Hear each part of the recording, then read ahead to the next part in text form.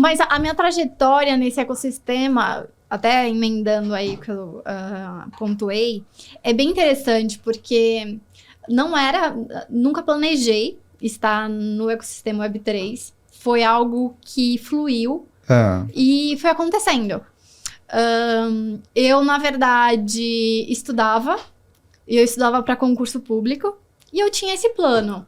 De fazer concurso público não é mesmo? Então... E ficar lá até morrer.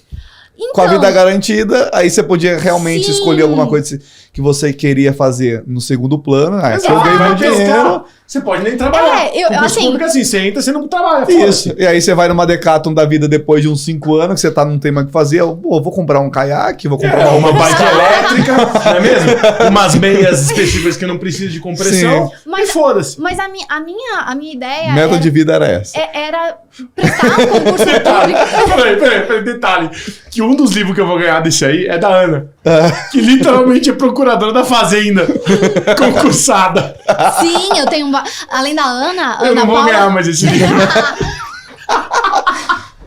A Dayana também, que participa da obra coletiva, que é procuradora... Também ela é procuradora e tem vários profissionais que são concursados e atuam na área.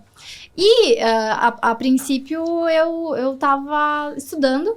Só que aí, eu peguei vários casos de pessoas próximas a mim que acabaram sendo vítimas de pirâmides financeiras. De empresas que se revelaram posteriormente como pirâmides financeiras.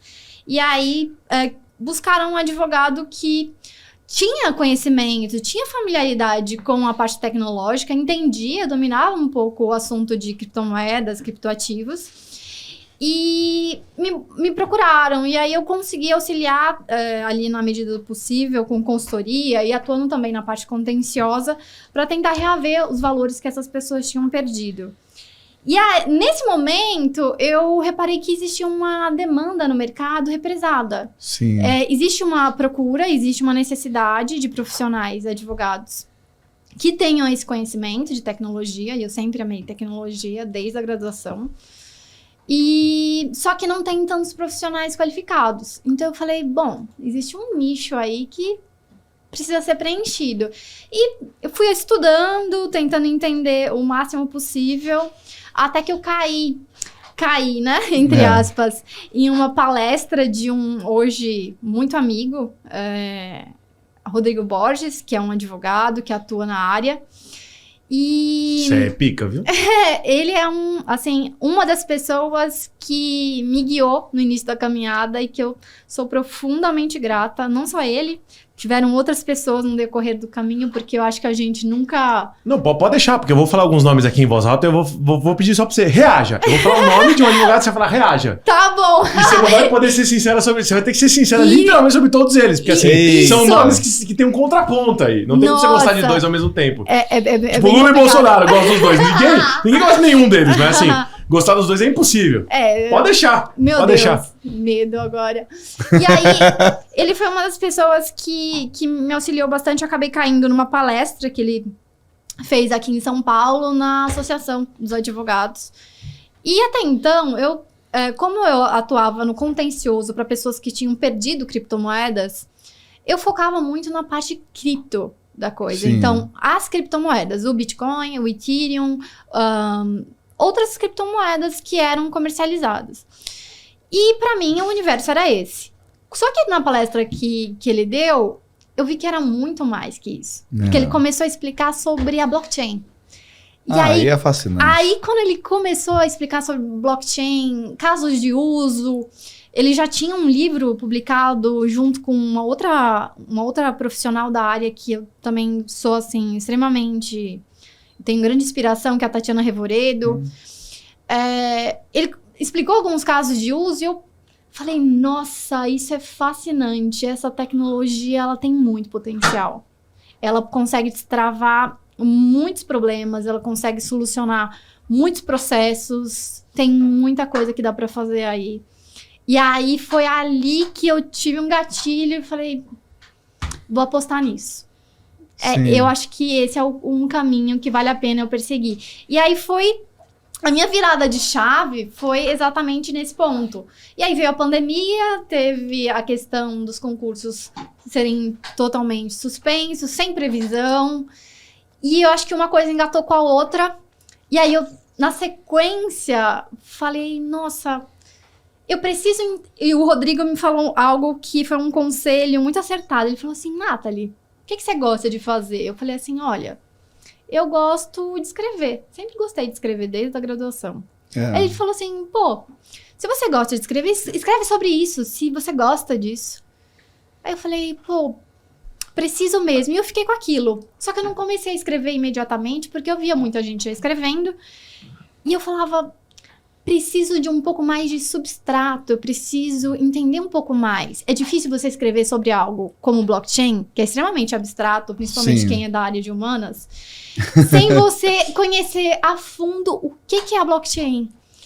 E aí, nessas, eu encontrei um curso, que aí foi a segunda fase ignada na minha carreira, que foi um curso de programação de smart contracts na blockchain para profissionais do direito na PUC São Paulo. Me inscrevi. Poxa, eu ouvi o nome do curso e falei, caralho, que foda. Aí falou PUC. PUC São Paulo. E aí Aí pronto. Comunismo na blockchain. Conseguimos. Chegamos no ponto. E aí eu falei assim, nossa, smart contracts, eu já tinha ouvido falar sobre smart contracts. Eu falei, nossa, eu preciso entender que trem é esse aí. Preciso aprender. Só que era programação, né? Algo totalmente fora da minha zona de conforto. E aí, mas meti as caras, me matriculei e fui com a cara e a coragem. E lá eu tive a felicidade de encontrar um grande profissional da área. Um dos maiores desenvolvedores do Brasil e que galgou já inúmeros projetos internacionais, como o AgroToken e outros, que é o Jeff Prestes. Ele foi uma das pessoas que foi, assim, um dos meus tutores, mentores também, na minha caminhada, na minha jornada, e que também tenho profunda gratidão. E tive aulas com ele na PUC São Paulo de programação de smart contracts. E aí foi o momento em que eu falei, entendi. Agora eu sei o que é uma blockchain, eu sei o que é um smart contracts, eu sei fazer um deploy, eu sei como é que faz, como funciona a rede, como é que é o bastidor. E aí foi a partir daí que eu comecei a escrever sobre temas, sempre com viés voltado à tecnologia, mas que eu me senti apta com propriedade para realmente escrever sobre. E aí comecei a escrever alguns artigos sobre isso, participar de algumas entrevistas, alguns jornalistas pediam nota ou opinião sobre determinado assunto do momento. E assim eu fui caminhando, peguei alguns projetos e as coisas foram acontecendo. Foi uma fluidez muito, assim, legal. E eu tive uma experiência, assim, bem bacana. E depois que eu concluí esse curso, foi bem interessante, porque eu continuei acompanhando o Jeff nas 2 turmas subsequentes que ele deu aula na PUC. E aí eu estava auxiliando ele como professora, auxiliava com os alunos e tudo mais. Isso foi uma experiência ótima. E aí eu acabei conhecendo... Não, a gente traz advogado pra cá, nenhum de nós dois fala. Eu não falo. Eu sou italiano. Porque eles sabem falar tão bem e é tão legal de ouvir que vai virar um monólogo infinito. Mas tá tudo bem. Isso é a gente ótimo. Tá aqui aprendendo. Pode continuar. Fica à vontade. Alguém traz um misto? E aí... Cadê a sol?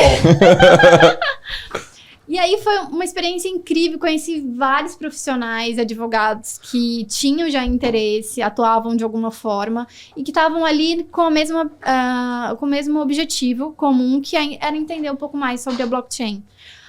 E alguns deles tinham já experiência com a área, outros não.